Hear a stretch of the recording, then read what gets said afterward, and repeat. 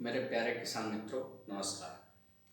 आज हम लोग भारतीय कृषि के संबंध में कुछ बातें करने जा रहे हैं, जिसके तहत हम चाहते हैं कि भारतीय कृषि कैसे ग्रो कर रही है, कैसे उत्थान हो रहा है इसका हमारे समाज में, पौराणिक और अभी की वर्तमान स्थिति में क्या अंतर आ रही है, उसके बारे में मैं आज से कृषि से संबंधित जानकारियाँ आप लोग को देना चाहूँगा।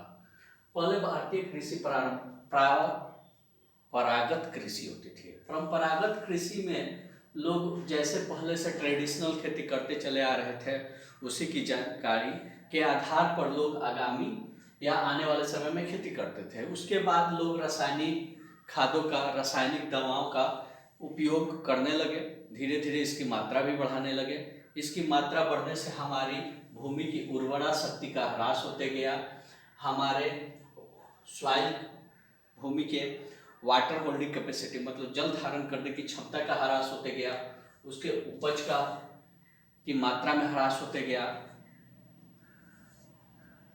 हार्ड पैन का निर्माण होते गया, भूमि की वर्तमान स्थिति और जर्जर होती चली गई। इसका उदाहरण तत्कालिक पंजाब है।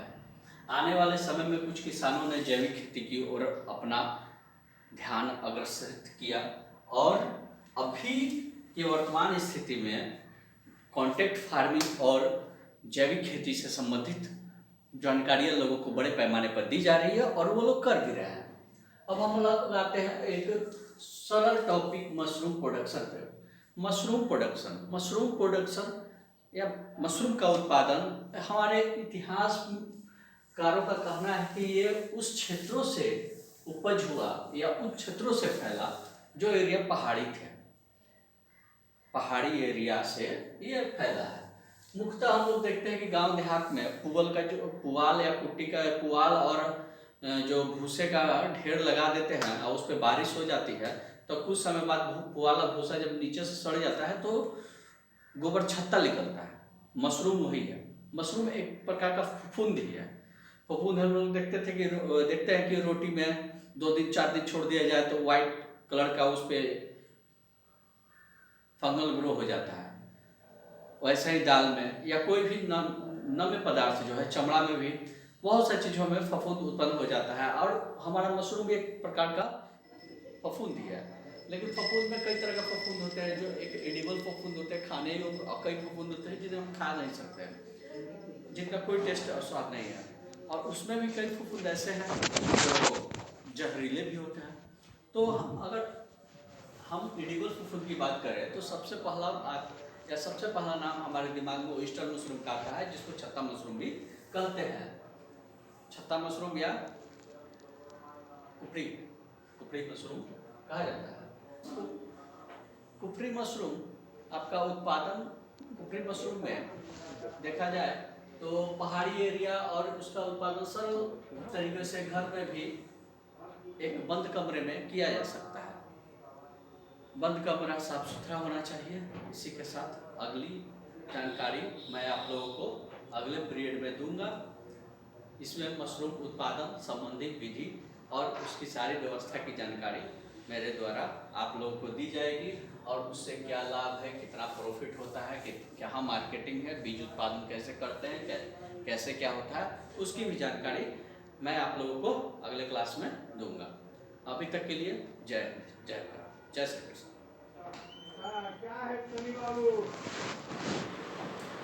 नमस्ते किसान भाइयों, आज हम लोग मशरूम से संबंधित जानकारियाँ प्राप्त करेंगे और इसके तहत हम लोग ये जानेंगे कि हमारे देश में मैक्सिमम कौन सा मशरूम लगाया जाता है और किसका उत्पादन सबसे ज़्यादा होता है और मार्केटिंग किसका ज़्यादा है, बेनिफिट किस में ज़्यादा है, ये सारी जानकारियाँ आज हम लोग प्राप्त करेंगे। तो हम लोग देखते हैं पहला mushroom oyster mushroom. Oyster mushroom के तहत हम लोग देखते हैं कि यह सामान्य परिवार भी इसको लगा सकता है। सामान्य परिवार भी इसको झोपड़ी में उत्पादन कर सकता है।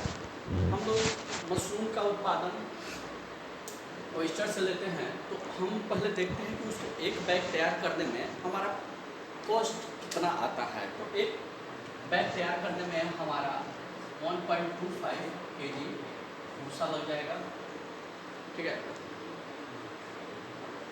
1 रुपया पॉलिथीन चार्ज लग जाएगा, 10 रुपया क्या सीड लग जाएगा, ठीक है।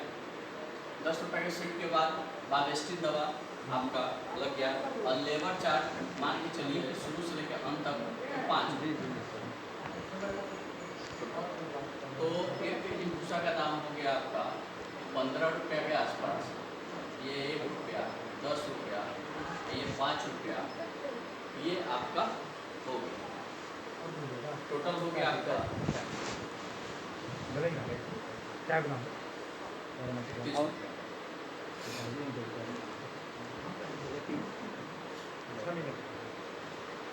30 रुपया आपका ये हो गया। तो ये हम लोग देखते हैं, अरे यार नहीं हो पा रहा है।